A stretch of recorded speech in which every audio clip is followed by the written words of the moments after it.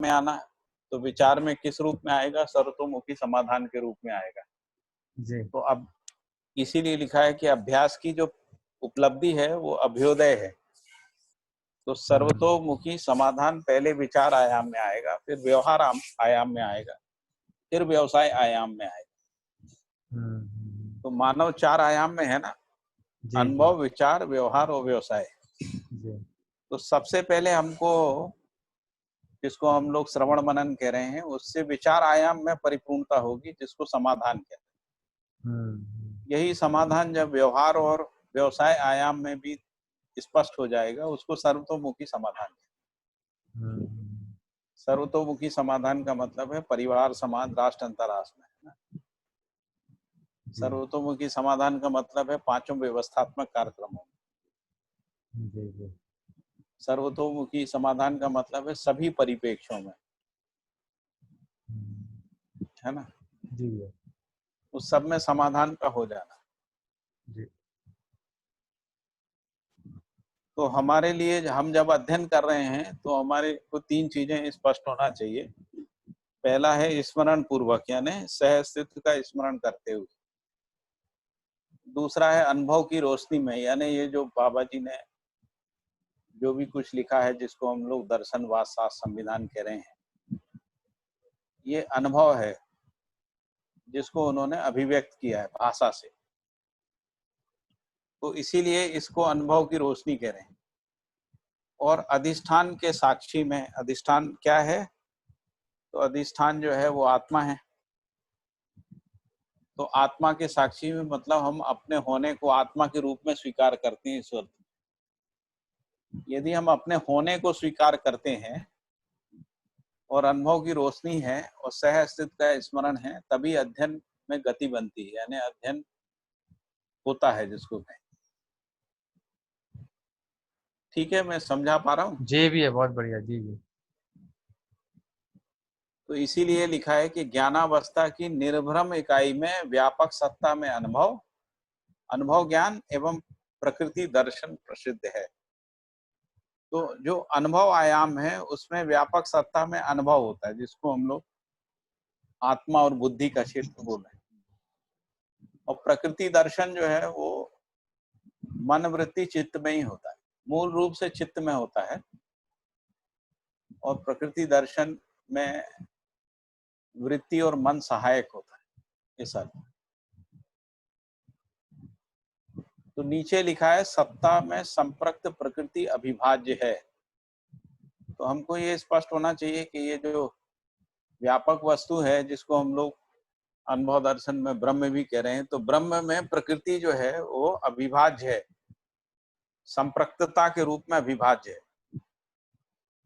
यही सह अस्तित्व में अनुभव ज्ञान है और यही अभ्युदय पूर्णता है, साथ ही मानव की चिरवांछा भी है।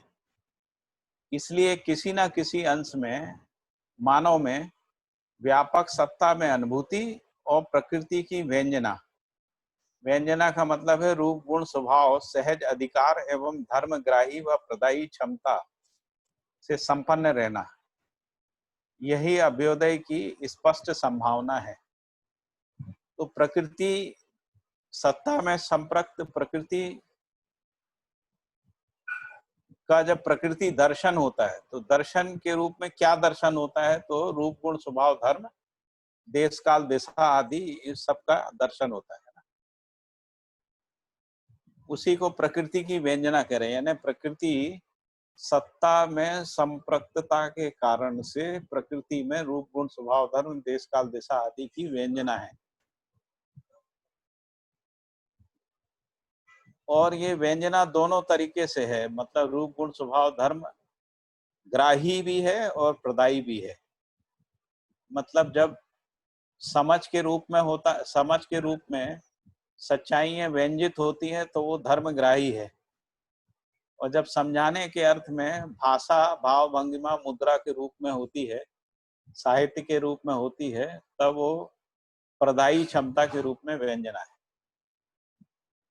तो इसलिए प्रकृति की व्यंजना संपन्न रहना प्रसिद्ध है, यही अभ्युदय की स्पष्ट संभावना है। ऐसा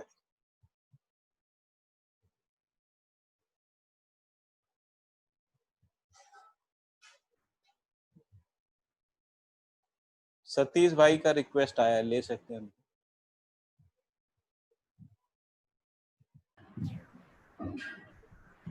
हाँ भैया।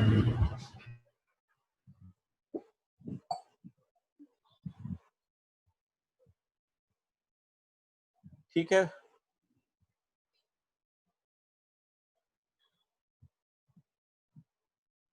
यहाँ तक स्पष्ट हो गया।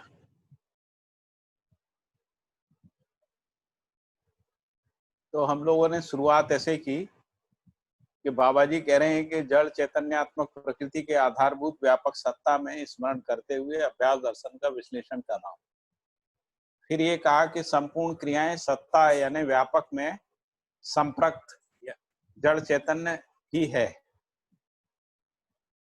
तो इसका प्रमाण क्या है? तो ऊर्जा संपन्नता है, ऊर्जा संपन्नता है और क्रिया की निरंतरता का बना रहना। फिर चैतन्य अवस्था में क्रिया पूर्णता आचरण पूर्णता की संभावना आवश्यकता, जिसके लिए मानव में अभ्यास की अनिवार्यता है। तो सत्ता में संप्रक्तता का प्रमाण चैतन्य क्रिया में क्या है? तो करें क्रिया पूर्णता आचरण पूर्णता है, जिसकी संभावना भी है और आवश्यकता भी है, और इसी के लिए अभ्यास की अनिवार्यता है। फिर आगे लिखा है कि अनुमान क्षमता ही अभ्यास का आधार है।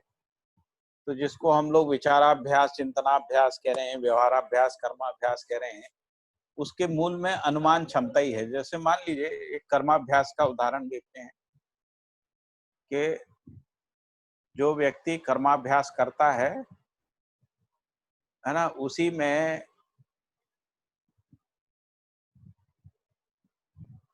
जिसको हम लोग कला मूल्य कह रहे हैं, सुंदरता मूल्य कह रहे हैं, वो अनुमान पूर्वक आता रहता है।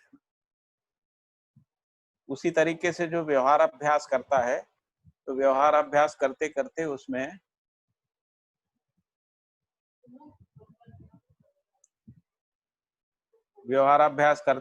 उसमें जो है व्यवहार करने का अनुमान उदय होता जाता है।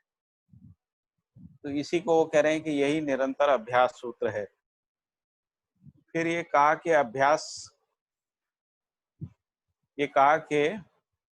अभ्युदय ही अभ्यास की प्रत्यक्ष उपलब्धि एवं प्रमाण है। तो अभ्यास से यदि कोई हमको प्रत्यक्ष उपलब्धि हो रही है तो वो सर्वतोमुखी समाधान के रूप में हो, यदि अभ्यास पूरा होता है, यानी अभ्यास पूर्वक क्रमशः। आवाज आ रही है ना मेरी? जी भैया। हाँ। फिर आगे लिखा है कि ज्ञानावस्था की निर्वम इकाई में व्यापक सत्ता में अनुभव ज्ञान। तो जो आत्मा है जब व्यापक सत्ता के साथ अनुभूत होती है, तब उसमें अनुभव ज्ञान एवं प्रकृति दर्शन प्रसिद्ध है। तो प्रकृति दर्शन जो है वो चित्त में होता है और अनुभव आत्मा में होता है। फिर लिखा है कि सत्ता में संप्रक्त प्रकृति अविभाज्य है, यही सहअस्तित्व में अनुभव ज्ञान है, यही अभ्युदय पूर्णता है, साथ ही मानव की चिरवांछा भी है। इसीलिए किसी न किसी अंश में मानव में व्यापक सत्ता में अनुभूति एवं प्रकृति की व्यंजना संपन्न रहना प्रसिद्ध है। तो चाहे वो अजागृत आदमी हो तो भी उसमें व्यापक सत्ता में अनुभूति का भास रहता है। तो इसीलिए बाबा जी ने अनुभव दर्शन में लिखा है कि अजागृत को भी ब्रह्म भासता है, ऐसा ही। इसी भास बस ही तो सारी जो आदर्शवादी परिकल्पनाएं हैं उसमें कोई एक अज्ञात सत्ता है, उसका अनुमान रहता है। तो इसीलिए कह रहे हैं किसी ना किसी अंश में मानव में व्यापक सत्ता में अनुभूति एवं प्रकृति की व्यंजना, आधी अधूरी ही सही, प्रकृति की व्यंजना रहती ही है। और इसके बारे में ये लिखा है व्यंजना के बारे में कि रूप गुण स्वभाव, सहज अधिकार एवं धर्मग्राही व धर्म या प्रदायी क्षमता के रूप। तो धर्मग्राही का मतलब है रूप गुण स्वभाव धर्म को समझ पाना, प्रदायी का मतलब है समझा पाना। तो उस अर्थ में किसी न किसी अंश में व्यंजना संपन्नता जो है वो प्रसिद्ध बनी रहती है। यही अभ्युदय की स्पष्ट संभावना है। क्योंकि वो किसी ना किसी अंश में रहती, इसीलिए उसके पूरे होने की संभावना है। फिर लिखा व्यंजनीयता ही दर्शन क्षमता है एवं अनुभव ही आनंद है। तो अनुभव में कोई व्यंजनीयता नहीं होती है, जो व्यंजनीयता होती है वो चित्त में होती, तो चित्त में ही दर्शन क्षमता रहती है, इसलिए व्यंजनीयता ही दर्शन क्षमता है। तो जब हमारे अंदर प्रकृति व्यंजित होती है तब हमको उसके रूप गुण स्वभाव धर्म के विविध आयामों की स्पष्टता होती है। तो ये प्रकृति के विविध आयामों की जो स्पष्टता है, जो रूप गुण स्वभाव धर्म देश काल दिशा और सत्तामयता स्थितिवत्ता के रूप में है, उस सबको मिला के दर्शन क्षमता कह रहे हैं। तो व्यंजनीयता ही दर्शन क्षमता है और अनुभव ही आनंद है। फिर बढ़िया लिखा भैया। है, जो शायद पुरानी किताब में है, नई किताब में शायद ये वाक्य नहीं है, व्यंजनीयता एवं व्यंजनोत्पादीयता ही संवेदना है। तो संवेदना पूर्वक क्या होता है, तो व्यंजनीयता और व्यंजनोत्पादीयता यानी आदमी के अंदर व्यंजनाओं का बढ़ जाना है ना, उसको व्यंजनोत्पादीयता कह रहे हैं।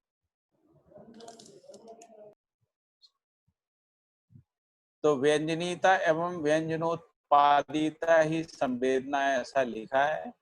इसको कैसे पहचानते हैं, तो घात प्रत्याघात के रूप में।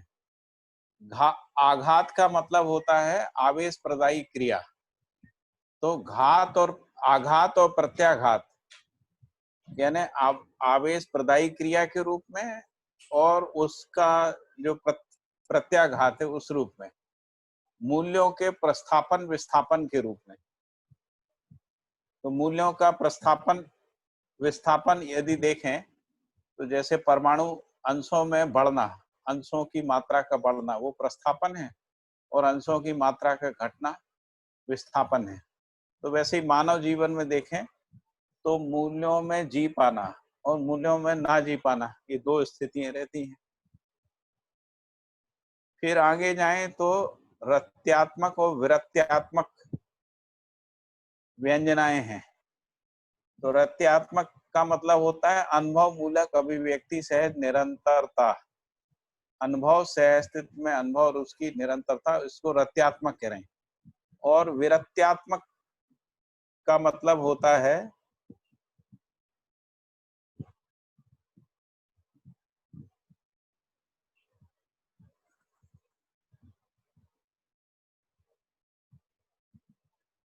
इससे जो विपरीत स्थिति है, जब अनुभव मूलक अभिव्यक्ति और उसकी निरंतरता नहीं रहती, उसको विरत्यात्मक कह रहे हैं। इसी तरीके से फिर है संगठन और विघटन। पूर्णता के अर्थ में गठित होना संगठन है, जैसे परिवार समाज राष्ट्र अंतरराष्ट्र के रूप में गठित होना, ये संगठन है। तो संगठन के रूप में भी व्यंजना है और विघटन के रूप में भी है। तो विघटन के रूप में व्यंजना का मतलब है जब परिवार समाज राष्ट्र अंतरराष्ट्र या अखंड समाज टूटता है। इसको हम लोग पदार्थ में भी समझ सकते हैं और मानव जाति में भी समझ सकते हैं। फिर सह अस्तित्व और असह अस्तित्व। तो सह अस्तित्व के रूप में भी व्यंजनाएं हैं, जिसमें चारों पद चारों अवस्थाएं सत्ता में नित्य वैभव के रूप में सह अस्तित्व को पहचान पाते, और असह अस्तित्व के रूप में भी व्यंजना है। तो यदि अस्तित्व सह अस्तित्व ये दोनों जो है ना भेद प्रभेद के रूप में व्यंजनाएं ही है, और इसी प्रकार से पोषण एवं शोषण के भेद प्रभेद से व्यंजनाएं प्रसिद्ध है। ये सभी क्रियाएं आकर्षण विकर्षण आसक्ति अनासक्ति पूर्वक ही संपन्न होती हैं। आकर्षण का परिभाषा इसमें दिया है, परस्पर मिलन में दूरी का ऋणीकरण क्रिया, मिलन में दूरी के रूप में भैया विकर्षण जिसको कह रहे हैं। एक प्रश्न था, हाँ, वो जो व्यंजना है वो पॉजिटिव के अर्थ में नहीं है, वो जो नेगेटिव के अर्थ में भी व्यंजना होती है? व्यंजनाएं दोनों अर्थ में होगी ना, दुख भी व्यंजित होता है आदमी को, सुख भी व्यंजित होता है। भैया यदि ऐसा कहें कि जैसे प्रकृति का ही सारा खेल जो है व्यंजना है, ऐसा समझ सकते हैं? हाँ, दोनों बातें हैं। देखिए, समझदारी भी व्यंजित होती है जी और जो शब्द स्पर्श रूप रस गंध है प्रकृति का, वो भी व्यंजित होता जी है ना। वो जो जो दुख व्यंजित होता है, भय व्यंजित होता है, ऐसा? हाँ, पीड़ा व्यंजित होती है, दुख व्यंजित होता है, संवेदनाएं व्यंजित होती हैं। अच्छा, तो ये इसमें उससे ये वो सारी व्यंजनाएं लिखी गई हैं साहित्य में। जो साहित्यिक रचनाएं हैं ना, वो व्यंजनात्मक अभिव्यक्तियां होती ना, तो इसमें जिसमें लोग अपनी दुख सुख पीड़ा संतरास दबाव घुटन घुटन है ना, हर्ष उल्लास सबको अभिव्यक्त करते हैं ना, वो व्यंज उसी का नाम तो व्यंजनीयता है। क्योंकि इसमें परिभाषा में व्यंजना है तो वो सब पॉजिटिव अर्थ में ही लिखा है कि व्यंजना की परिभाषा पढ़ो। ये पढ़िए। इसमें मूल्य एवं क्रिया संकेत ग्रहण क्षमता, दूसरे अब प्रभावित होना। इसमें मूल्य एक हिस्सा है, दूसरा है क्रिया। हाँ, क्रिया के रूप में तो क्रिया संकेत भी है ना। क्रिया संकेत। अच्छा, क्रिया क्रिया के रूप संकेत में किस रूप में है? शब्द स्पर्श रूप रस गंध के रूप में क्रिया है, बराबर, जिसको हम लोग प्रकृति क्रिया कहते हैं। भौतिक उसमें सब रासायनिक कुछ आ क्रियाएं हैं, है ना, जीवन क्रियाएं हम्म, और मूल्य है। तो दोनों प्रकार से हुआ दोनों ना। आ गया, बराबर, ठीक है भैया। मतलब आत्मा भी व्यंजित होती है, आत्मा में जो अनुभव है वो चित्त में आके व्यंजित होता है। तो इसमें ये उसी को हम भौतिक लोग श्रुति स्मृति मेधा कला कांति और रूप आदि कह रहे हैं। वो सब व्यंजनाएं हैं जो सच्चाई की व्यंजनाएं। सच्चाई मतलब संप्रक्तता की व्यंजनाएं हैं। जो व्यापक वस्तु में अनुभव हुआ वो चित्त में आके दर्शन क्षमता के रूप में व्यंजित होता है, जिसमें रूप गुण स्वभाव धर्म आदि की स्पष्टता होती है, देश काल दिशा की स्पष्टता होती है ना, जिसमें श्रुतियां स्पष्ट होती हैं, जिसमें कांति स्पष्ट होती है ना, जिसमें मेधा कला स्पष्ट होती है, जिसमें ज्ञान विवेक विज्ञान की स्पष्टता होती है। ये सब ज्ञान विवेक विज्ञान आदि सब व्यंजनाएं हैं जो सच्चाइयों की व्यंजनाएं। दूसरे प्रकार से प्रकृति का जो प्रभाव जीवन स्वीकार करता है ना, वो भी व्यंजना, वो प्रकृति की व्यंजना। तो भौतिक रासायनिक वस्तु के रूप में शरीर व्यंजित होता है और शरीर में जो इंद्रिय हैं, इंद्रियों के जो विषय हैं वो व्यंजित होते हैं मन में, है ना, जिनको हम ठीक। लोग शब्द स्पर्श रूप रस गंध कह रहे हैं। हर शब्द हमारे अंदर अर्थ के रूप में व्यंजित होता है ना। यदि शब्द अर्थ के रूप में व्यंजित नहीं होता है, उस स्थिति में वो ध्वनि होता है, केवल आवाज होता है। तो ध्वनि की व्यंजना होती है। जैसे संगीत क्या है, वो ध्वनि की व्यंजनाएं हैं। जैसे हम लोग मेघ मल्लार गाते हैं ना, मेघ मल्लार।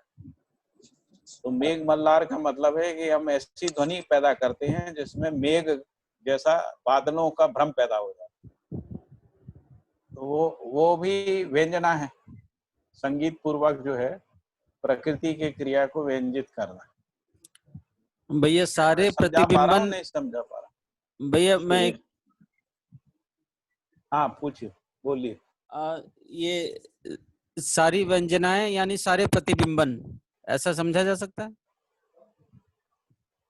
प्रत्यावर्तन भी परावर्तन भी, दोनों जी बात। ठीक है प्रत्यावर्तन भी हो रहा है ना।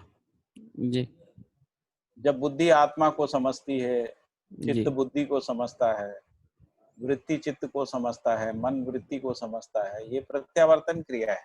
जी जो पूर्वानुक्रम जो संकेत ग्रहण क्रिया है, जी और एक परानुक्रम संकेत ग्रहण क्रिया है। इन दोनों अर्थ में जीवन में व्यंजना होती है। दोनों अर्थ में जीवन में व्यंजना होती है। व्यंजना का जो परावर्तित रूप है वही आचरण है, जिसको हम लोग आचरण कहते हैं। तो पहले जीवन में व्यंजना होती है, वही आचरण के रूप में अभिव्यक्त होती है। जैसे यहाँ लिखा ना कि संगठन और विघटन के रूप में व्यंजनाओं के भेद प्रभेद प्रसिद्ध हैं, है ना। तो जैसे संगठन विघटन कहाँ परमाणु में भी है, संगठन विघटन के रूप में प्राणावस्था भी है, जीवावस्था भी है ना। और फिर मानव में भी है। तो मानव में जो संगठन है वो अखंड समाज है, और मानव में विघटन जो है वो अखंड समाज से भिन्न स्थिति है, जिसको हम लोग वर्ग चेतना कह रहे हैं, वर्ग भावना कह रहे हैं ना, वर्गवाद कह रहे हैं, या फिर संकीर्ण परिवार कह रहे हैं, भ्रमित परिवार कह रहे हैं, सामुदायिक चेतना। तो समुदाय भैया चेतना कह रहे हैं। समुदाय चेतना में भ्रमित परिवार भी वो विघटन है। ठीक बात। तो यदि परिवार अखंड समाज के अर्थ में है, उस स्थिति में संगठन है। भैया व्यंजना को वस्तु रूप में क्रिया समुच्चय कहें या क्रिया समुच्चय का प्रभाव कहें? व्यंजना प्रभाव है ना।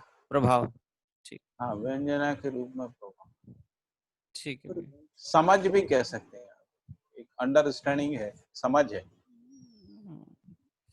ये प्रभाव व्यंजन की ये समझ है, क्रिया की समझ, तय स्थिति की समझ है, पोषण की समझ है, ऐसा कह सकते। ठीक है। समझ है और समझ का परावर्तन भी व्यंजना है।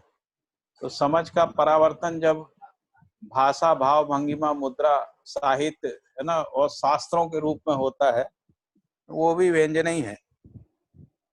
हम कोई कहानी लिखते हैं, कविता लिखते हैं, भाषा बोलते हैं, भाषण करते हैं, है ना, ये सब व्यंजनाएं हैं। हम कोई किताब लिखते हैं, साहित्य लिखते हैं, तो व्यंजना है। मतलब हमने जो कुछ समझा है उसको कविता के रूप में अभिव्यक्त किया है, साहित्य के रूप में अभिव्यक्त किया है। मतलब इसको भैया कैसे साहित्यिक परसीव, व्यंजनाएं हैं। कैसे इसको परसीव किया है? हाँ, परसीव बोल सकते जैसे कैसे? हमारे लिए जो बाबा जी ने दर्शनवाद शास्त्र संविधान लिखा, ये उनके अनुभव की व्यंजना है, उनकी दर्शन क्षमता की व्यंजना है। परसेप्शन एंड रिफ्लेक्शन दोनों इंक्लूडेड है व्यंजना। परसेप्शन का मतलब होता है कि सच्चाई पूरी नहीं है। समझ लेकिन पूरी। हाँ, समझ पूरी होती। परसेप्शन का मतलब है कि उसमें से कुछ का पता लगा है हमको, जी जो हम परसीव कर पाए हैं। एक परसेप्शन को अनुमान भी कह सकते हैं ना। जी। अनुमान पूरा हो जाए तब हम कहेंगे कि परसेप्शन, जिसको अपन साक्षात्कार कहते हैं। थैंक तो यू भैया। इसीलिए लिखा कि ये सब भेद से, है ना, तो आघात प्रत्याघात मूल्यों के प्रस्थापन विस्थापन के रूप में, रत्यात्मक विरत्यात्मकता के रूप में, संगठन विघटन, सह अस्तित्व असह अस्तित्व, पोषण और शोषण भेद से व्यंजनाएं प्रसिद्ध हैं। ये सभी क्रियाएं आकर्षण विकर्षण एवं आसक्ति अनासक्ति पूर्वक ही संपन्न होती है। इसीलिए अनासक्ति भी है, आसक्ति भी, दोनों का प्रयोग किया है, आकर्षण भी विकर्षण भी, है ना। यही प्रकृति की सीमा में परस्परता, सापेक्षता, नियंत्रण, संतुलन, सहअस्तित्व, विकास, जागृति, आकर्षण विकर्षण है। क्या चीज? यही मतलब व्यंजना। तो यही व्यंजना प्रकृति की सीमा में परस्परता के रूप में, सापेक्षता के रूप में, नियंत्रण के रूप में, संतुलन के रूप में, सह अस्तित्व के रूप में, विकास, जागृति, आकर्षण विकर्षण के रूप में है। फिर लिखा है व्यंजनीयता एवं व्यंजनोत्पादीयता ही संवेदना है। पहले भी हम लोग ये सेंटेंस एक बार और आ चुका। इसमें फर्क क्या है? व्यंजनीयता इसमें एवं व्यंजनोत्पादीयता। व्यंजनोत्पादीयता जो है किसी क्रियाकलाप के रूप में है। जैसे मान लीजिए हम लोग कोई, अभी जैसे हम आपस में अध्ययन कर रहे हैं, ये व्यंजनोत्पादीयता है। तो जब भी संवेदनाएं, जैसे जो संवेदना और संज्ञानशीलता जिसमें बढ़ जाए, ऐसी कोई भी क्रियाकलाप जो है वो व्यंजनोत्पादीयता है, जिसमें व्यंजनाएं जो है हमारे अंदर जो समझ है वो बढ़ जाए, अच्छा, अभिव्यक्ति बढ़ जाए। समझ का सामने वाले में प्रस्थापित हो जाए या फिर सामने वाला समझ जाए तो व्यंजनोत्पादीयता, वैसा? हाँ, मतलब व्यंजनाएं उत्पादित होने लगे ना, पैदा होने लगे। अच्छा, हमारी व्यंजना से सामने वाले में व्यंजना उत्पादित होने लगे। हाँ हाँ, वो ठीक है। या संज्ञानीयता उत्पादित हो जाए उसमें, संवेदना संज्ञानीयता दोनों। संज्ञान। ठीक है, केवल सामने वाले में हो जाए ऐसा है भैया क्या?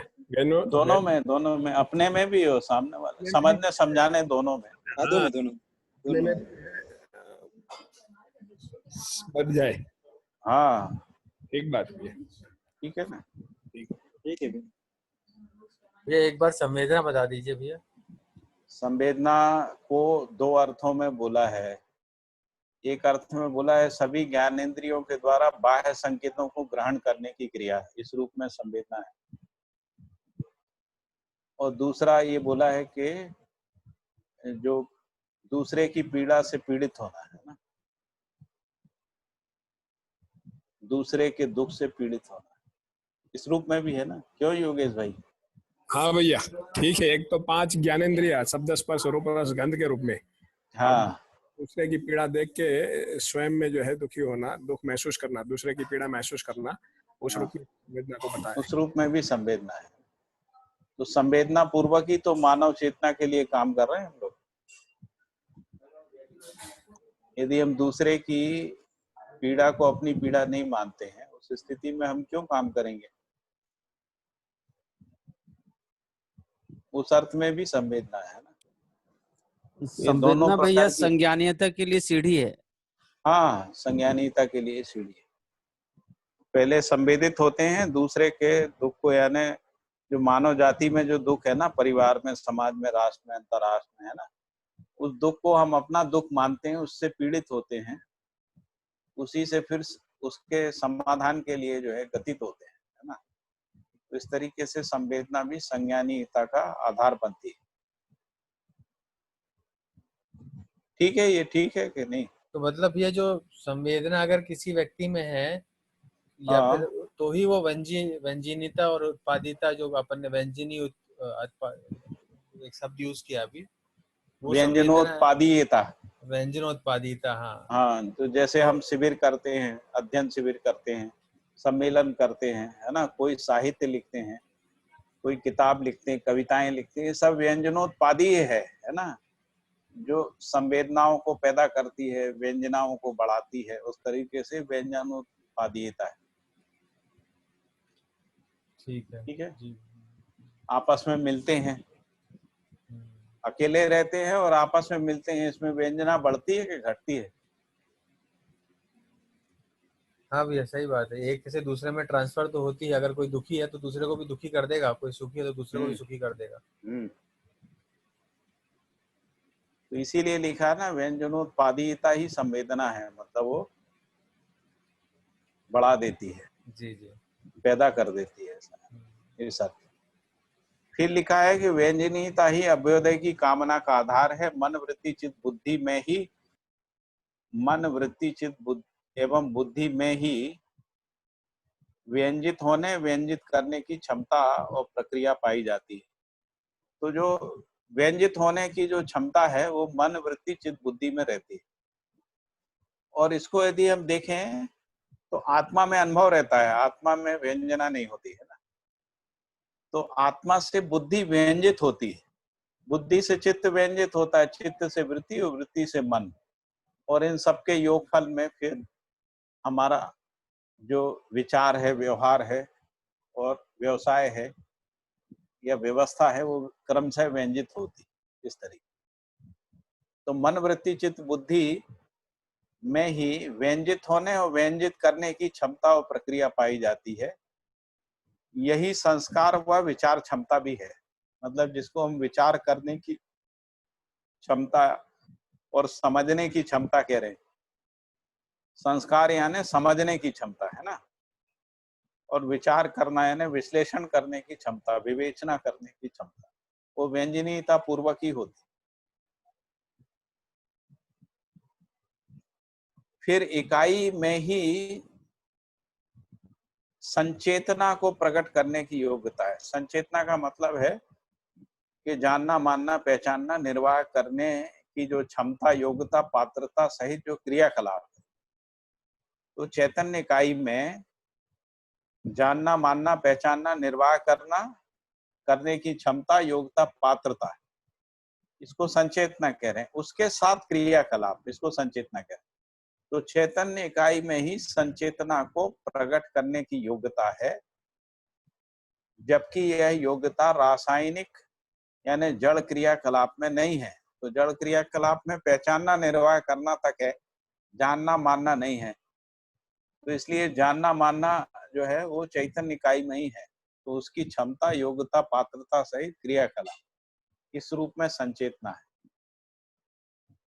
फिर आगे लिखा है, अभ्युदय की कामना ज्ञानावस्था की इकाई में पाई जाती है। यही भैया एक कामना।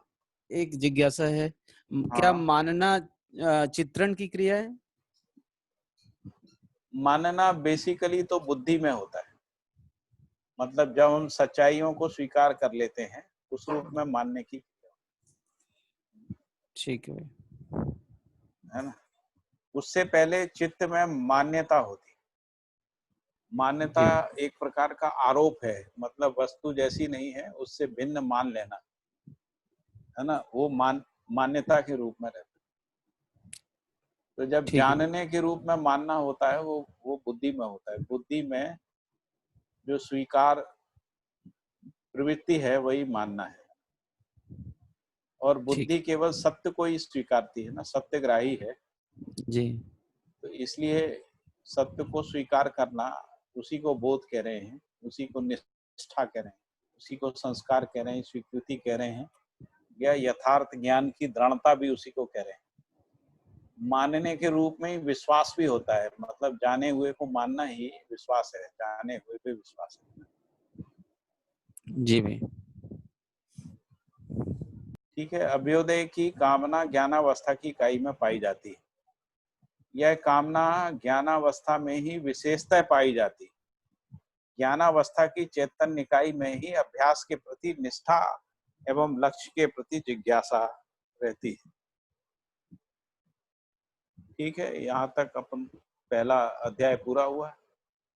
मेरे ख्याल से सभी शब्द स्पष्ट हो गए ना, किसी में कोई डाउट तो नहीं? अभी तो बढ़िया हुआ अभी।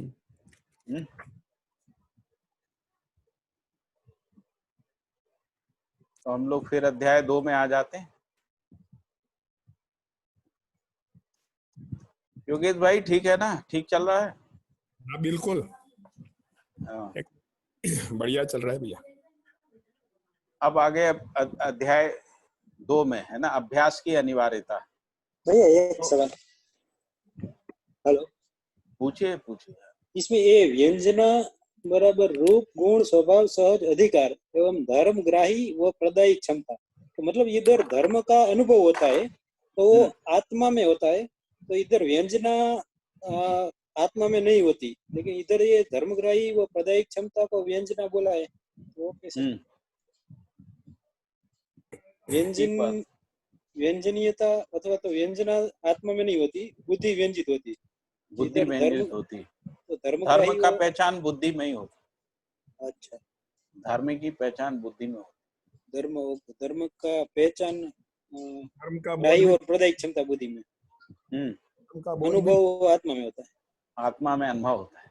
धर्म का अनुभव होता है, धर्म का बोध नहीं, धर्म का बोध होता है, धर्म का बोध होता है, सत्य का अनुभव होता है, बोध होता है, अनुभव सत्य का। हाँ सत्य का होता मुझे लगता है ठीक है भैया भैया।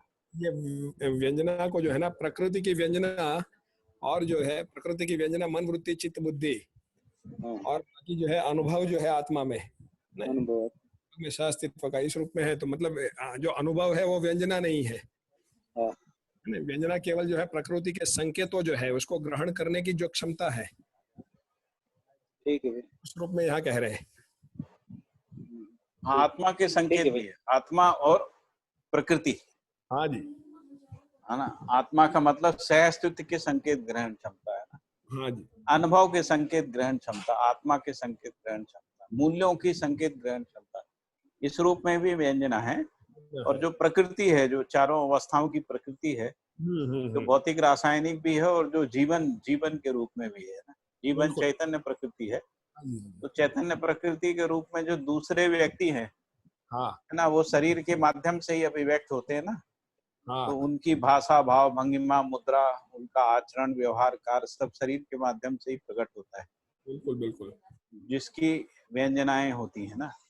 बिल्कुल व्यंजना पूर्वक ही हमारे अंदर सुख होता है, सुख, शांति, संतोष, आनंद, उत्साह, आह्लाद, है ना, ये सब होता है।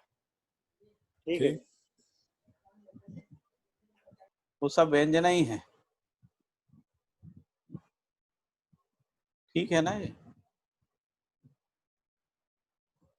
ठीक है भैया। फिर अपन अध्याय 2 में आ जाते हैं। फिर अभ्यास की अनिवार्यता। अभ्यास की अनिवार्यता में लिखा है पहला, अभ्युदय भैया हेलो हम्म, भैया। बोलिए। हाँ, इसी में मेरा धर्म रिलेटेड क्वेश्चन था। जैसे व्यंजना है ना, उसमें लिखा है कि धर्म ग्राह्य और प्रदायी क्षमता संपन्न रहना। हम ये बोलते हैं कि मानव सुख धर्मी है, और ये भी व्यवहार दर्शन में आया है कि अनुभव काल में आनंद के रूप में, मतलब जब अनुभव होगा वो जो सुख शांति संतोष आनंद है वो सुख की ही 4 अवस्थाएं है। तो मतलब आत्मा में वो अनुभव होगा ना, मतलब आनंद का। तो फिर यहाँ पे नीचे फिर ऐसा क्यों लिखा है कि मन वृत्ति चित्त और बुद्धि में ही व्यंजित करने की क्षमता वो प्रक्रिया पाई जाती है? क्योंकि धर्म का अनुभव आत्मा में होगा ना, मतलब न्याय धर्म सत्य में से ठीक है, सत्य वो आत्मा में होगा, पर रूप गुण स्वभाव और धर्म है उसको भी हम अगर इसमें देखें कि क्या होता है, बुद्धि में क्या होता है, आत्मा में क्या होता है, तो वो धर्म अनुभव में आनंद के रूप में तो आएगा ना। हाँ, तो आनंद के रूप में आएगा। तो क्या हो गया इसमें, प्रश्न क्या है, मैं समझा नहीं। प्रश्न मेरा ये है कि फिर नीचे आत्मा एक में सेंटेंस व्यंजना पे क्यों नहीं होती है? व्यंजनीय। आपका प्रश्न ये है कि आत्मा में व्यंजना क्यों हाँ नहीं हाँ हाँ, मेरा होती? प्रश्न ये है कि फिर इसमें अनुवृत्ति चित्त बुद्धि ही लिखा है, और हाँ, फिर वो इसलिए क्योंकि आत्मा जो है ना हाँ सम विषम से मुक्त है ना, सम विषम से मुक्त है। सारी व्यंजनाएं सम विषम के रूप में ही रहती हैं। दीदी ये जो आनंद है बुद्धि में होता है, परमानंद आत्मा में होता है। तो मतलब जो अनुभव हाँ हाँ तो आनंद बुद्धि का क्रिया है। हाँ, वो जो परमानंद है ना, यदि आप उसको देखेंगे तो अनुभव जो है ना सम विषम से मुक्त हाँ स्थिति है। उस रूप में वहां कोई व्यंजना नहीं है, वहां परस्परता नहीं है, सापेक्षता नहीं है, वहां कुछ भी नहीं है, सब केवल संपर्कता है। इसीलिए अनुभव शब्द का उपयोग किया ना। अच्छा अच्छा, हाँ हाँ इसीलिए जो व्यंजनों को व्यंजनीयता को समझाते हुए लिखा ना, आघात प्रत्याघात, मूल्यों में प्रस्थापन विस्थापन, रत्यात्मक विरत्यात्मक, संगठन विघटन, है ना, सहअस्तित्व असहअस्तित्व, पोषण एवं शोषण, इस रूप में व्यंजनाएं प्रसिद्ध है। तो ये कहीं ना कहीं जो है ना, जिसको अपन कह रहे हैं सम विषम के रूप में ही है ना, सम विषम प्रभाव के रूप में वो व्यंजित होता है, उस अर्थ में है। आत्मा सम विषम से मुक्त स्थिति, इसलिए वहां व्यंजना नहीं, वहां अनुभव है। जी भैया। तो फिर भैया यहाँ जो है विषम व्यंजनाएं है वो बुद्धि में नहीं होगी। आप बुद्धि में नहीं होगी, इसीलिए तो लिखा है मन वृत्ति चित्त बुद्धि तक, है ना। हाँ, उसमें जो है बुद्धि में केवल सम तो व्यंजनाएं, बुद्धि में जो जो सम मध्यस्थ हैं या वो होंगी बुद्धि में। हाँ वो ही बुद्धि जो है पहचानेगी, उससे पहले जो चित्त है। में सम होंगी, हाँ, चित्त में सम होंगी। हाँ हाँ, तो भ्रमित अवस्था में 4.5 क्रियाकलाप में भी संवेदनाएं होती है, जो मूल रूप से प्रकृति का प्रभाव है ना। ठीक बात, प्रकृति व्यंजित होती है मन वृत्ति चित्त, मन वृत्ति में, है ना। मन में, खासकर मन में व्यंजित होती है। उसी का विश्लेषण जो है वो वृत्ति करती है, उसी का जो है इच्छा चित्त में पैदा होती है, जिसको भ्रमित इच्छा, भ्रमित विचार कह रहे हैं ना, भ्रमित आशा कह रहे हैं उस रूप में। तो जो खट्टा मीठा चिरपिरा तीखा ये सब भी व्यंजनाएं हैं, जितने भी रंग हैं वो भी सब व्यंजनाएं हैं ना, वो प्रकृति की व्यंजना है। और ये प्रकृति की व्यंजनाओं को जीवन समझता है ना, तो इसलिए रुचि मूलक सारे आस्वादन भी व्यंजना है, मूल्य मूलक भी और लक्ष्य मूलक आस्वादन है। बिल्कुल। तो लक्ष्य मूलक रुचि मूलक आस्वादनों का जो स्रोत है वो बुद्धि से आ रहा है ना, और जो रुचि मूलक आस्वादन है वो इंद्रियों से आ रहे हैं, है ना। ठीक बात है। बस ये है कि जब बुद्धि से, मन से होता हुआ इंद्रियों में उतरता है, तब इंद्रिय संवेदनाएं नियंत्रित हो जाती है ना। उसी को कह रहे हैं संज्ञानीयता पूर्वक संवेदनाओं का नियंत्रण। तो संज्ञानीयता पूर्वक संवेदनाएं नियंत्रित होती हैं तो रुचि मूलक आस्वादन जो है वो पोषण के अर्थ में हो जाते हैं। इसीलिए जो मन की जो क्रियाएं लिखी है ना, उसमें 10 दूनी 20 रुचि मूलक आस्वादन लिखे हुए हैं। तो जो उसमें से 10 जो है खट्टा, मीठा, चिरपरा, तीखा, गरम, नरम, ऐसे इस रूप में लिखा है जो इंद्रियों की क्रिया के रूप में, और उन सब के सामने लिखा है पोषण संरक्षण, है ना। पोषण मूल रूप से पोषण लिखा है, संरक्षण भी लिखा कुछ जगह। तो जब संज्ञानीयता पूर्वक रुचि मूलक आस्वादन नियंत्रित हो जाते हैं, उस स्थिति में जिसको अपन कह रहे हैं संवेदनाएं जो हैं वो संज्ञानीयता पूर्वक नियंत्रित हो जाती हैं। तो यदि मूल आशय देखें अभ्युदय के अर्थ में, तो जो बुद्धि से यानी बुद्धि से लेके मन तक, यदि इस अनुक्रम में व्यंजनाएं होती हैं तो अभ्युदय होता है। और यदि इंद्रियों से या भौतिक रासायनिक संसार से, पैसे से, वैभव से, है ना, विलासिता से, इसकी जो व्यंजनाएं होती हैं मन, वृत्ति और चित्त में, वो सब दुख का कारण है। दुख, पीड़ा, समस्या इस रूप में ही होती हैं। तो इसलिए सकारात्मक अर्थ में व्यंजनाएं केवल वही हैं जो बुद्धि से हो रही है, यानी जो आत्मा का संकेत ग्रहण करने के बाद बुद्धि, और बुद्धि में जो सच्चाइयों का प्रकाशन है यानी जो ज्ञान है, वही चित्त में आके व्यंजित होता है। उसी में विज्ञान और विवेक का पहचान होता है, जिसको अपन मेधा कला कह रहे हैं। उसी में रूप अरूप की स्पष्टता होती है, जिसको अपन कांति कह रहे हैं। उसी में मध्यस्थ का पता लगता है, सम विषम के अलावा मध्यस्थ बल है उसका पता लगता है, निरीक्षण गुण आदि। तो ये चित्त में जो व्यंजना के रूप में ही तो चित्त की क्रियाएं स्पष्ट होती हैं।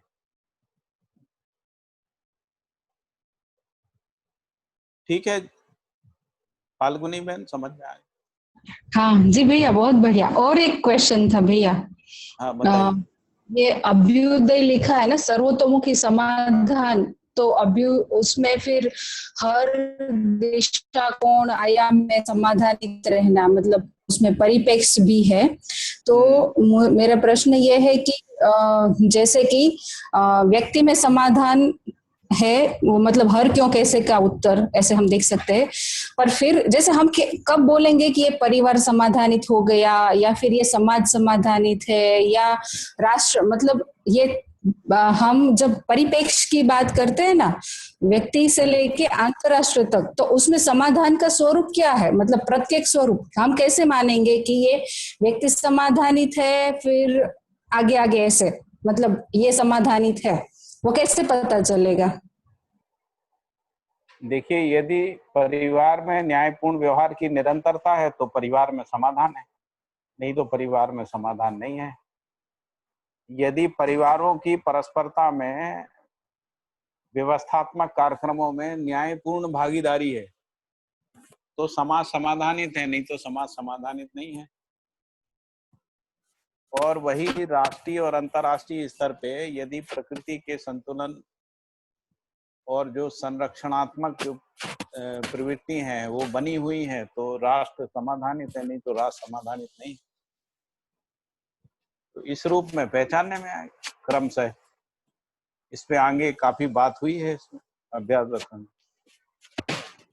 तो समाधान का मतलब केवल इतना ही नहीं है कि हमको विचार में क्या क्यों कैसे का उत्तर मिल गया। अब क्या क्यों कैसे का उत्तर मिला और व्यवहार में न्याय नहीं है तो समाधान कहाँ है? समाधान नहीं है, यानी समाधान का प्रमाण ही नहीं है। यदि न्यायपूर्ण व्यवहार की निरंतरता नहीं है तो हर क्या क्यों कैसे का उत्तर मिल गया ये सिद्धि नहीं होता है। तो इसी दृष्टिकोण से न्यायपूर्ण व्यवहार की निरंतरता के रूप में परिवार से विश्व परिवार तक समाधान की निरंतरता है ना। उसी तरीके से समृद्धि की निरंतरता के रूप में भी समाधान ही है। हर परिवार जो है समृद्धि जब तक हासिल नहीं कर लेता है तब तक वो समाधानित नहीं है ना। अभाव तो समाधान की स्थिति नहीं है। तो समृद्धि की सुलभता हो जाना, अभय की सुलभता हो जाना, ये सब समाधान है। इसीलिए सर्वतोमुखी समाधान लिखा है।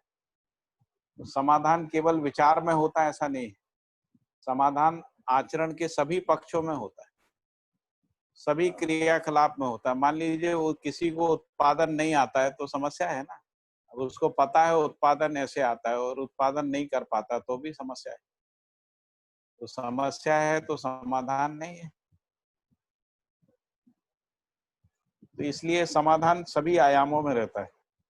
और इसीलिए जो ये कहा ना कि अनुभव ही विचार में समाधान है, विचार ही व्यवहार में समाधान है, व्यवहार ही व्यवसाय में समाधान है ना, व्यवसाय ही व्यवस्था में समाधान है। इस रूप में सर्वतोमुखी समाधान, यही तो अभ्युदय क्रम भी है।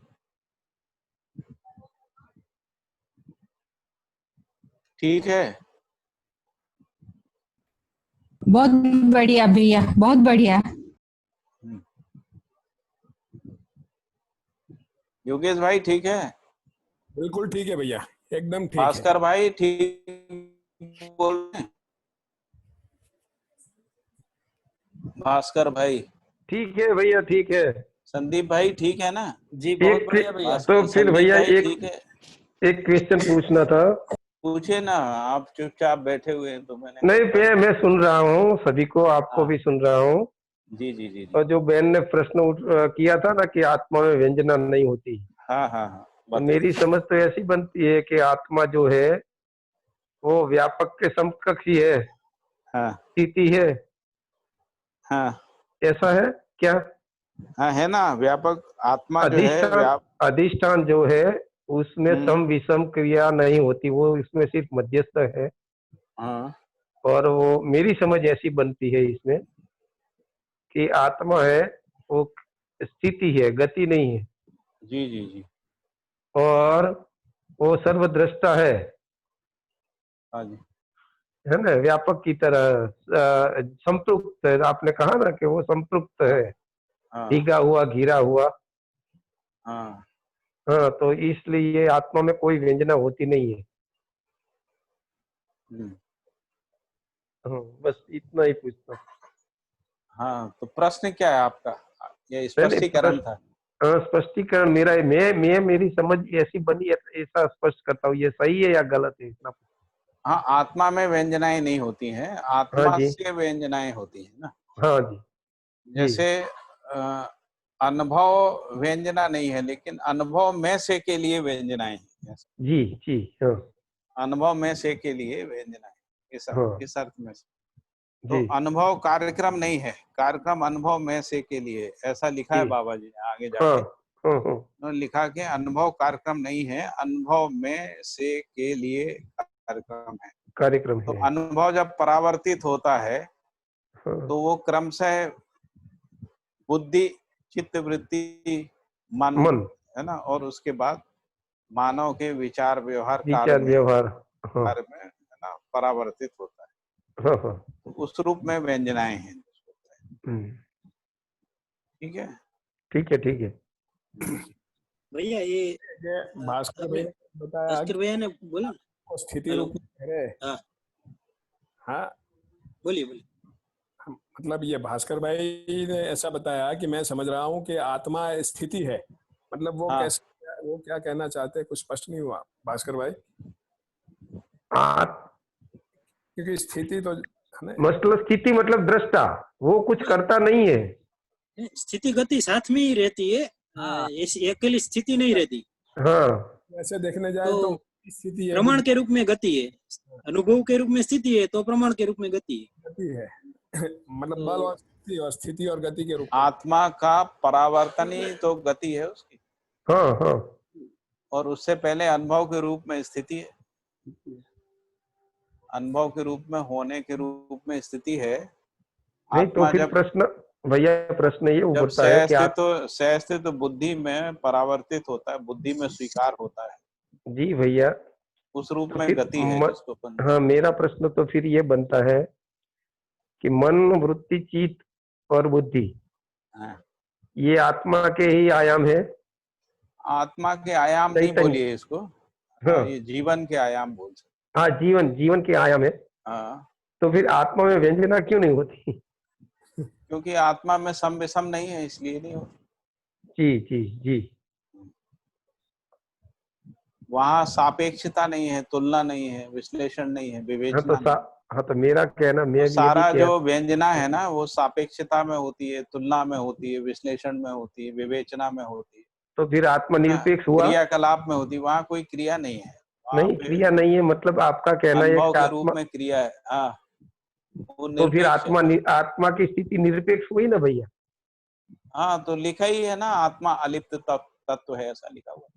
हाँ आत्मा अलिप्त तत्व है, ऐसा लिखा हुआ है। ये भी लिखा हाँ हुआ है कि वो सम विषम के प्रभाव से मुक्त स्थिति है, ऐसा लिखा हुआ है। हाँ। नहीं, मतलब निरपेक्ष किस रूप में भैया यहाँ?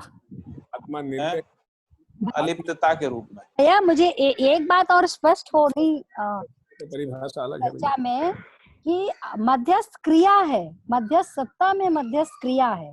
नहीं तो वो स्थिति तो है, सम विषम से मुक्त स्थिति है, अलिप्तता है, पर क्रिया है, क्रिया तो है, तो क्रिया वो स्पष्ट हो जाएगा। तो फिर ये मध्यस्थ में केवल ध्रुवण क्रिया होती है। मध्यस्थ हाँ? में केवल ध्रुवण क्रिया होती है, ऐसा बाबा जी ने लिखा है। अरे कुछ भी क्रिया होती है, ऐसा है, क्रिया तो होती हाँ है। बस।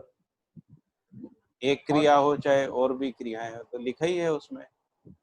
जीवन आत्मा में केवल अनुभव क्रिया है, अनुभव ही प्रमाण के रूप में अभिव्यक्त होता है, जिसको अपन अभिव्यक्ति कहते हैं। और इसमें दूसरी बात ये है ना कि जो दूसरे अर्थों में कहें कि प्रमाण जो है वो व्यंजना है।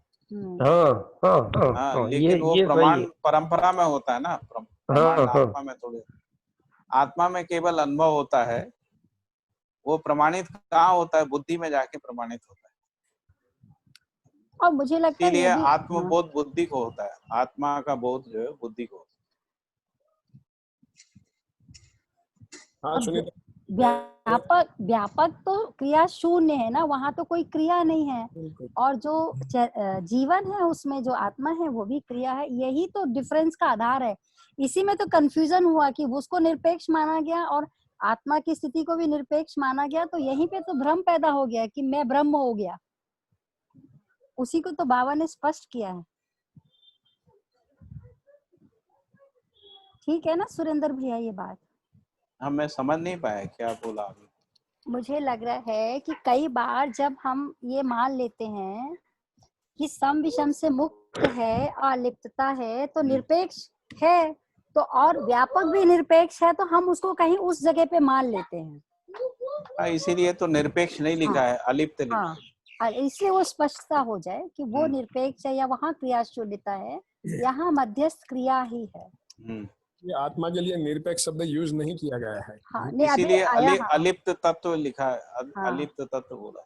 नहीं, भास्कर भाई को ये क्लियर हो जाए। भास्कर भाई, हाँ जी भैया, निरपेक्ष नहीं है ना, निरपेक्ष हाँ हाँ निरपेक्ष जी, व्यापक ही है। और वैसे देखा जाए तो बोध भी एक स्थिति है। हाँ वो तो अनुभव भी स्थिति है, अनुभव भी स्थिति है, बोध भी स्थिति है, चिंतन भी स्थिति है, ये तुलन भी एक स्थिति है, तुलन भी स्थिति है ना, आस्वादन भी स्थिति है। तो ये सब स्थिति में ही है, सारी चीजें स्थिति में है।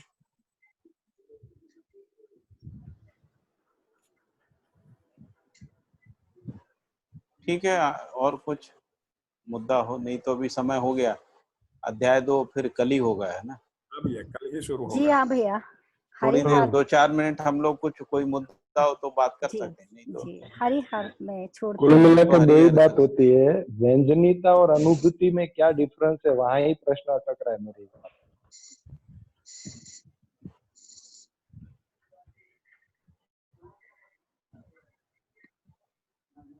क्या हुआ विनू भाई? कुल मिला के व्यंजनीयता और अनुभूति, आत्मा में अनुभूति होती है और बुद्धि के आगे फिर व्यंजनीयता की बात कर रहे हैं। तो कुल मिला के दो ही डिफरेंस दोनों में नहीं हो रही है, व्यंजनीयता और अनुभूति, उसमें क्या डिफरेंस है, इसलिए सब अटक रहा है, ऐसा मेरे को लग रहा है। अच्छा, ये जो प्रकृति के दर्शन के रूप में व्यंजनीयता है, ऐसा लिखा। हाँ, व्यंजनीयता ही दर्शन क्षमता है, और जो आत्मा में जो अनुभव होता है वहां दर्शन नहीं है, दृष्टा शब्द है। हाँ, आत्मा जो है ना, की है। व्यापक वस्तु में संप्रक्तता का दृष्टा है, दर्शन नहीं है, क्योंकि वहां पे दूरी नहीं है ना। दर्शन में दर्शक और दृश्य हो गया, इस रूप में दूरी है। इसमें भी ये है ना, जैसे आप कह रहे हो क्रिया की व्यंजनीयता है, क्रिया शून्यता का दर्शन है, अनुभव है। हाँ, ऐसे ही है। क्रिया की व्यंजनीयता है, क्रिया का हाँ। दर्शन है, क्रिया शून्य का अनुभव है। भैया एक बिल्कुल सही। जिज्ञासा है। हाँ जी। संवाद भाग 1 के पृष्ठ 69 में आज एक लाइन पढ़ी कि बुद्धि में बोध के बाद आत्मा सह अस्तित्व स्वरूपी अस्तित्व में अनुभव करता ही है। तो जो स्वरूपी शब्द है वहाँ रूपी लिखा जाता है कि सह अस्तित्व रूपी अस्तित्व में, वो एक बात होती। स्वरूपी अस्तित्व में अनुभव करता ही है, इसमें स्व की का स्पष्टीकरण मुझे लगा कि ऐसा कि आत्मा ही जो है अस्तित्व के रूप में है, ऐसा मुझे कुछ कंफ्यूजन सा लगा, इसलिए मैंने सोचा आपसे पूछूं। स्व यानी अपने होने स्वयं होने का अनुभव। स्वयं, ठीक बात है मीनू भाई ने जो बताया। उससे पहले तक होने का पता नहीं है ना। जी भैया वो थोड़ा क्लियर करिए उनका प्रश्न, मैं भी सुन रहा था। अनुभूति और व्यंजनीयता में डिफरेंस, अनुभूति और व्यंजनीयता में क्या डिफरेंस बताया भैया? व्यंजनीयता को लिखा है कि ये दर्शन क्षमता है, और जो अनुभव है उसमें दर्शन नहीं है। अच्छा, उसमें दृष्टा है। ये अनुभव और अनुभूति, अनुभूति, हाँ भैया ये दोनों एक ही है। अनुभूति और अनुभव, अनुभूति का मतलब है कि जब हम जीने में अनुभव करते हैं, वो अनुभूति है। ठीक है। जैसे हम न्याय पूर्वक जीते हैं तो हमको न्याय की अनुभूति होती है। और क्या जब ये निरंतर न्याय का धर्म अनुभव है? सत्य, स्वयं में अनुभव होता है। न्याय और धर्म जो सत्य की, न्याय धर्म सत्य के रूप में जो अनुभूति समुच्चय है, उसी को अनुभव कहते हैं। मतलब वो स्वयं में व्यवस्था है, तो अनुभव स्वयं का अनुभव है। जो परस्पर स्वयं में व्यवस्था है, ये जीने में ही प्रमाणित होता है। जैसे मान लीजिए हम हमारे अंदर न्याय है, ऐसा हम बोलते हैं। तो यदि हम संबंध में न्याय पूर्वक होते हैं तब हमारे अंदर न्याय है सिद्ध होता है, नहीं तो सिद्ध नहीं होता है ना। और जब तक सिद्ध नहीं होता तब तक स्वयं में विश्वास नहीं होता है, और ना ही अनुभूति होती, दोनों बातें। तब तक न्याय की अनुभूति भी नहीं होती है। उससे पहले हम मान लेते हैं, वो मान्यता है। जैसे हम चीजों को समझ गए, कई लोग ऐसा मान लेते हैं हमको तो सब समझ में आता है, ऐसा मान लेते हैं, फिर इसी मान्यता में डूबे रहते हैं। कोई से भी बात करो तो वो इसी अहंकार के साथ बोलते हैं, हम तो सब समझ चुके हैं, ऐसा बोलते। फिर जब समझाने जाते हैं तो पता लगता है नहीं समझा पा रहे हैं, है ना। तो इसीलिए जो भी न्याय धर्म सत्य है वो जीने में ही हमको प्रमाणित होता है, जीने में ही अनुभूति होती है उसकी। मतलब यदि हम अनुभूतियां अनेक है, अनुभूतियां अनेक है, अनुभव अनेक एक है ना, वो व्यवहार में भी है, विचार में भी है, न्याय व्यवस्था में भी है, व्यवसाय में भी, सब जगह अनुभूति है ना। नियम की अनुभूति है, न्याय की अनुभूति है, धर्म की, सत्य की अनुभूति है, इस मूल्यों की मूल्यों की अनुभूति, स्थापित मूल्य, शिष्ट मूल्यों की अनुभूति है। इस रूप में अनुभूतियां अनेक हैं। अनुभूति समुच्चय के रूप में अनुभव है। मूल्यों का तो आस्वादन होता है ना भैया, अनुभूति वही अनुभूति है क्या? मूल्यों का तो आस्वादन होता है ना भैया? मूल्यों की अनुभूति भी होती है। अच्छा भैया,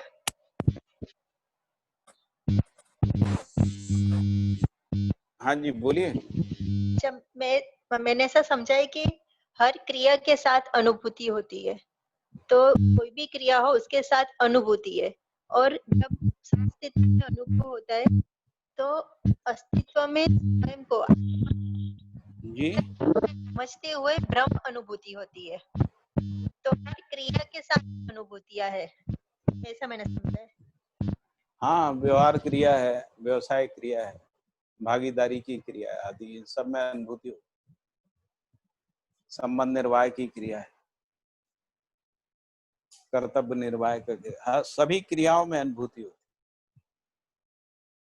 जैसे समृद्धि का सदुपयोग करने की क्रिया है, उसमें भी अनुभूति होती है, उसमें उदारता की अनुभूति होती है, दया की अनुभूति, कृपा की, करुणा की, उदारता की, धीरता वीरता उदारता की, सबकी अनुभूति होती ना।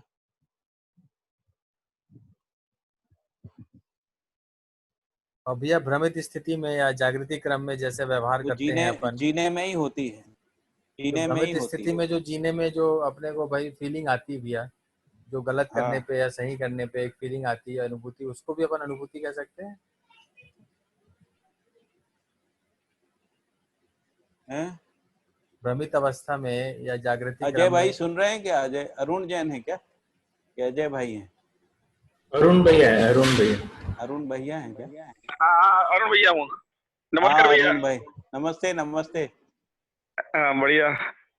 आप भी बताइए कुछ। मैं समझा अजय भाई आ गए हैं, अजय भाई। मैं समझा था। अच्छा, ठीक चल रहा है हम लोगों की चर्चा? अरे बहुत बढ़िया भैया, बहुत ही बढ़िया। हाँ हाँ जी जी ठीक है। आप भी बताइए कुछ। देवांग भी है आज तो, है ना? देवांग भाई कल से पूछना चालू करूंगा, अभी थोड़ा थोड़ा सुना है आज। हाँ हाँ हाँ हाँ, पूछेंगे नेक्स्ट टाइम। जी जी नमस्ते भैया। हाँ अच्छा रहा मेरे लिए भी। जी देवांग। जी देवांग, अच्छा रहा तुम्हारे लिए। अभी पहले ही अध्याय है, लेकिन अपन ने काफी अच्छे से इस पे विचार विमर्श किया है। सभी ने अपना अपनी जिज्ञासाएं भी रखी हैं, सभी लोगों ने कुछ न कुछ इनपुट भी दिया है। तो इस तरीके से ये संवाद विधि से अध्ययन चलेगा अपना। हम लोग जैसा अपन घर पे भी करते थे ना, संवाद विधि से ही चलते थे। बिल्कुल। दिनेश भाई का सवाल था। दिनेश भाई। हेलो भैया। हाँ, वो आपका सवाल हो गया। हाँ भैया, नहीं पाठक भैया। हाँ बोलिए। जो अपनी अनुभूति की बात चल रही थी, आपने कहा अनुभव के बाद जीने में जो आता है, हर क्रिया में अनुभूति होती है।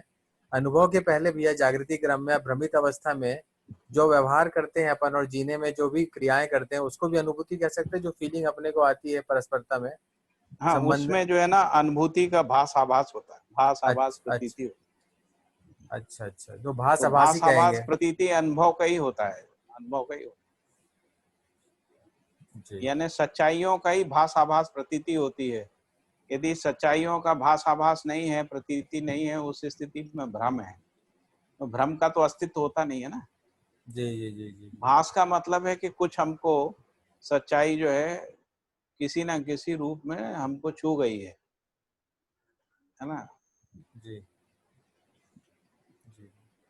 तो अनुभव से पहले तक अनुभव का भास आभास प्रतीति होता है, ऐसा लिखा है, इसी अभ्यास दर्शन में आएगा।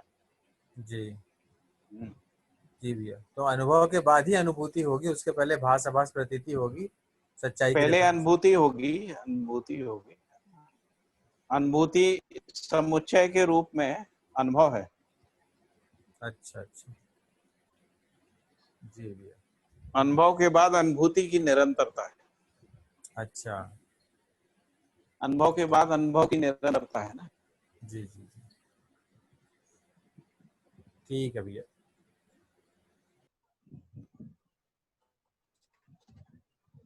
बस ठीक है। ठीक है भैया, मुझे लगता है भरत भाई का नमस्ते आया था, बढ़िया। वो व्यंजन है तो कोई अंग्रेजी में क्या बोलते सर? हेलो। मेरी अंग्रेजी थोड़ी कमजोर है, किसी की नहीं अच्छी सर, हो वो तो एक बताएं। शब्द का वो थोड़ा कंफ्यूजन हो रहा है। व्यंजन है तो अंग्रेजी में क्या बोल सकता है? वही मैं कह रहा हूँ कि नारायण भाई, मेरी अंग्रेजी उतनी अच्छी नहीं है। नहीं, मेरा हिंदी हाँ, थोड़ा कम है सर। आपका तो पूरा समझ शुद्ध हिंदी गया, बात करते हैं। मैं तो लेकिन हैदराबाद। मैंने जैसे बताया ना, जैसे हम कविता लिखते हैं, साहित्य लिखते हैं, भाषण करते हैं, है ना, हम किसी के साथ व्यवहार करते हैं, इस सबको सम्मिलित रूप में व्यंजनीयता बोल रहे हैं ना। Okay sir, okay. भैया जैसे हम कुछ नजदीक का शब्द यदि अंग्रेजी में रिफ्लेक्शंस एंड फेसेट्स, ऐसा कुछ बोल सकते हैं। Okay sir, thank you. वो आप लोग देख लीजिए, मैं तो ओके सर, अंग्रेजी भाषा का विद्वान नहीं हूँ। Okay sir, okay, thank you. हाँ, गूगल में सर्च करके देख लीजिए व्यंजनीयता। लेकिन वहाँ पे जो व्यंजनीयता है ना, उसमें मूल रूप से जिसको हम लोग प्रकृति की व्यंजनीयता कह रहे हैं ना, उसी रूप में व्यंजनीयता का वर्णन मिलता है डिक्शनरियों में। Okay sir. ये जो आत्मा जो है बुद्धि में व्यंजित होती है, बुद्धि जो है चित्त में व्यंजित होती है, इसका उल्लेख नहीं है क्योंकि इसका अनुभव नहीं है ना वो भाषा परंपरा में, इसलिए वो मिलता नहीं। ओके सर, धन्यवाद। हाँ, तो अपन को अर्थ आशय को पकड़ना है, फिर धीरे धीरे जरूर लगी तो हम लोग उसमें जाएंगे, है ना। जब आवश्यकता अनुसार भाषा विज्ञान में जाके फिर उनके अर्थों को निश्चित करते हुए शब्द का निश्चयन करेंगे। ठीक है हिना बहन, धन्यवाद।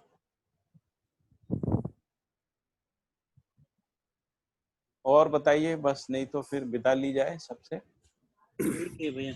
ठीक है भैया, थैंक यू। कहना हो, कुछ बोलना हो बोलिए।